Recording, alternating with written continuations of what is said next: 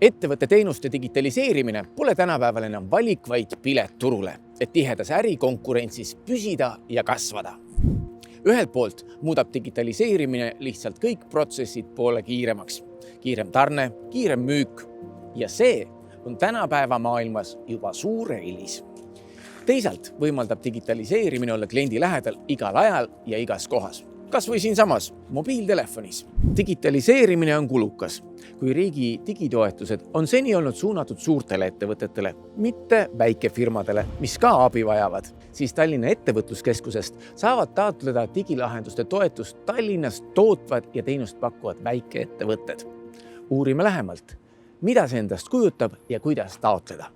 Et see võib olla näiteks mingi tarkvara, mis on kasutuses ettevõtte tootmisprotsessis, teenuse osutamise protsessis, näiteks mingi laohaldustarkvara, broneerimissüsteem või mõni muu selline tarkvara. Neid lahendusi tänapäeval on väga palju erinevaid. Mis kasu saab ettevõtte digitaliseerimisest? Et üldjuhul digitaliseerimise abil siis ettevõtte võib muuta oma näiteks teenuse osutamise või tootmisprotsessi oluliselt efektiivsemaks, kiiremaks, täpsemaks. Et see toob kasu nii talle endale kui ka tema töötajatele. Et näiteks selle asemel, et inimene peaks kulutama palju aega, vaeva, et toksida arve Excelisse, siis mõni programmijupp võib selle töö tema eest ära teha palju kiiremini ja palju lihtsamalt.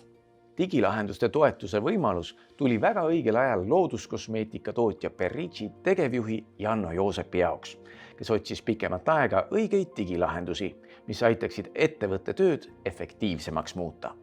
Me alustasime Periciga 3 aastat tagasi. Tulime esimeste toodetega turule ja alustasime tootmisega. Et kõige alguses sai kohe selgeks,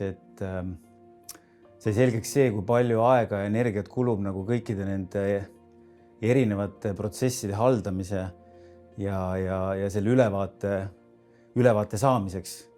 Et me ju kasutasime alguses erinevaid tabeliformaate, seal osa infot oli Excelis, osa oli Google Docs, mingi fail oli kellegi arvutis kõige uuema infoga, seda ei saanud just parajasti kätte. Et sellest tekkis nagu hästi palju selliseid viivitusi, mis nagu häirisid seda tootmisprotsessi. Ja teine asi oli ka kindlasti see reaalajas ülevaade, mida sul ei ole. Et jällegi tee tooraine laos inventuur, siis sa saad täpse info. Et need kõik muutsid nagu seda hästi selliseks aeglaseks ja kohmakaks. Lisaks veel kõige hullem, et sedasi tekivad vead.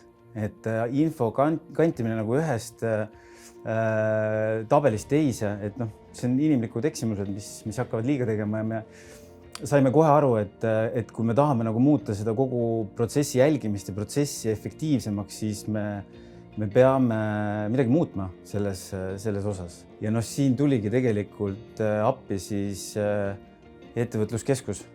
Et see meede tuli, kui ma ei eksi vist kevadel ja me olime ühed esimesed, kes ruttasid kohe seda ära kasutama.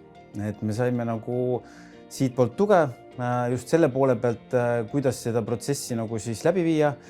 Siinkohal ma julgustangi kõiki teisi väikeettevõtjaid ka, et see kogu taotlusvoor oli iseenesest lihtne, mitte mingit kaelamurdat asja ei ole. Kui sa oma asja ajad ja tead täpselt, mida sul vaja on, siis seda kõike nagu vormistada ja taotleda oli lihtne. Kõik oli nagu selge nagu arusaadav, nii et me tegime selle taotluse, saime positiivse vastuse ja tänaseks me oleme juba 2 kuud kasutanud seda enda, nimetame siis lao- ja tootmisrakendust. Perici on näide üks nendest paljudest ettevõtetest, kes juba on saanud siis digilahenduse toetust. Toetuse summa on siis kokku 6000 eurot, millele lisandub vähemalt 30% oma finantseeringut.